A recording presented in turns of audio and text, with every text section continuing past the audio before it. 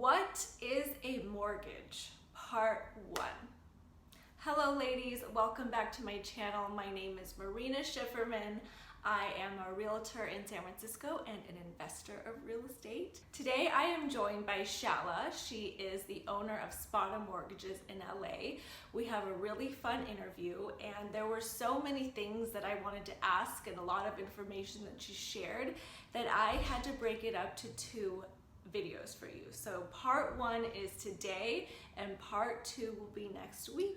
Hi Shahla, how are you? Good, how are you? I'm really good. Thank you so much for joining me and speaking to the ladies and teaching us all about mortgages because we need to be strong and empowered and learn how to invest in real estate. Well, I'm really excited to be here. So tell us a little bit about yourself and Spada Mortgages. I co-own Spada Mortgages, which is a commercial and residential mortgage brokerage. We are based in Los Angeles, but we serve right now the entire California area. We're looking to expand to about 3 states by the end of the year. So I'm here today to help inspire and educate women about how to get a mortgage. Okay, so let's dive right in. What is a mortgage? So a mortgage, we want to break it down by what it actually represents. So a mortgage is a home loan. So when you're searching for applying for a home loan, you want to look at companies that represent good institutions but are also very transparent. So a mortgage is broken down into a couple of different things. You have your principal payment and your interest. And then in the mortgage, you might also be paying for taxes and insurance. A mortgage is the loan over about 30 years. And what the mortgage brokers do is they break those payments down equally so that the amortization is split between all of the years so that your payment never changes on a fixed rate mortgage. So when we want to think about how do we apply for a mortgage, they're really made up of four to five items. You have the principal, the interest, and all of those things, but you also have to consider the interest rate and what type of mortgage it is, and we'll talk about that more in our next episode. Great. How do you get a mortgage? How does someone qualify for a mortgage? What are the monthly payments? I know you touched upon that a little bit. And how does credit play a role in the type of mortgage that you get? Credit is probably the first thing that we should talk about. So first of all, we want to talk about what a credit score is made up of. A credit will look at the type of accounts that you have, the length of the time that you have for each one of those accounts. So if it's a credit card, maybe you've had it 5 years. If it's an installment loan, like a personal loan, you might have only had it 2 years. They'll look at the credit limits, so how much each one of these creditors is giving you as kind of your limit to spend or to pay off. And then how much you're actually using it, and then how much you're actually paying it off every month. In a credit score, you always want to kind of keep your utilization, which is how much you're spending on each credit card or installment loan, below 30%. So for a credit card, this is really important. So say you have a credit card that has $1,000 limit. You would want to make sure that every month when the payment is due, that you bring it down to under $300. And that will keep your credit score up. So a woman needs a mortgage, she wants to buy real estate, she calls you. What are the next steps? So we're going to take a look at a few different things. One of them is obviously the credit score, but we're also going to look at your income. So we really want to look at type of income, whether you earn a W-2 or if you're self-employed.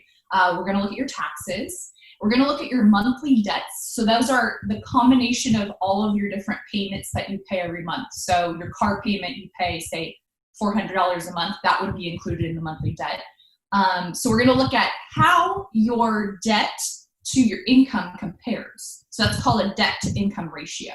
And that's important because what our lenders are trying to see is, can you afford this based on their calculations? So a normal lender that we partner with would have this application, and we would show what your debt to income ratio would be. We want to keep it as low as possible, but don't be worried about that before you talk to us. We're going to look at the credit score, And then we're going to look at taxes and any other maybe properties that you own that are assets, or retirement accounts that are assets or savings.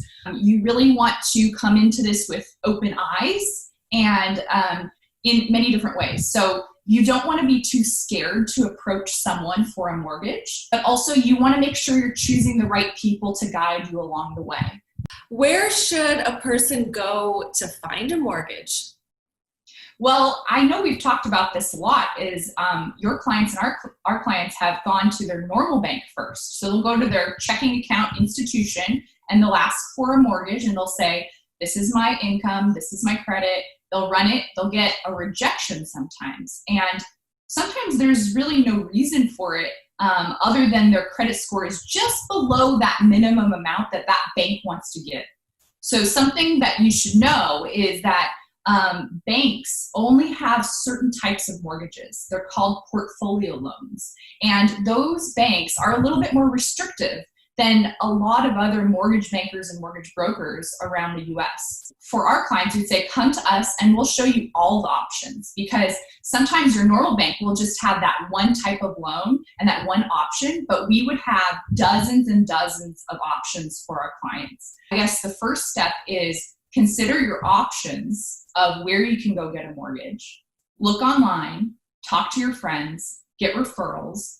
But ultimately, you probably want a referral of someone who had a really good experience with somebody. And ask your real estate agent, make sure that you talk to everybody. You don't have to have everything in place before you come to the real estate agent, because they'll also have good ideas for you, just like your recommendations for your clients. Traditional way to get a mortgage is people usually put down 20% of their own money and get the rest in financing. But now I know that you can put down as little as 3%, as little as 3.5%. What do people have to do to qualify for those types of loans? So actually, they're not much different than the 20% down loans. And I think that's where this misconception comes from, is this old way of thinking of mortgages is that you have to have all of your finances in order. You have to have a stable income for 10 years. You have to have 20% down and additional savings. And so we really want to dispel this myth. So to qualify for the 3.5% down or 3% down loans, the minimum credit score you would need is a 580. So I know that's going to be really shocking to some people to understand this, but it's true. So on the 3.5% side, if you look at a loan like that, it's an FHA loan. The FHA loan is run by the Federal Housing Administration, and it is a government-backed loan, and it is on the same scale as just a conventional loan, which conventional loans, you don't also need to put 20% down. You only need 5% at the minimum. And then there are these special programs called Home Ready, Home Possible. The way you get them is you need to talk to probably a mortgage broker, because they have access to these loans that the big banks wouldn't. What a mortgage broker really is they are doing the shopping for you. You don't want to be bogged down by someone telling you no 10 times when we can go do the shopping for you and figure out which one is the best option for you. Also, closing costs, a lot of times the lender will help you pay for closing costs. So basically the moral of this story is get yourself a mortgage broker, someone that can shop around for you. Don't be afraid to ask questions and just do it. Why rent when you could be building equity in your home? Exactly. The fastest way to grow your money is by investing it. Have your money work for you. That's what this channel is all about. We're all about here to empower women to take control of their lives and invest in real estate. You have given us so much amazing information, and I can't wait to do part 2 so we can answer even more questions. Thank you so, so much. I was happy to be here. Thank you so much.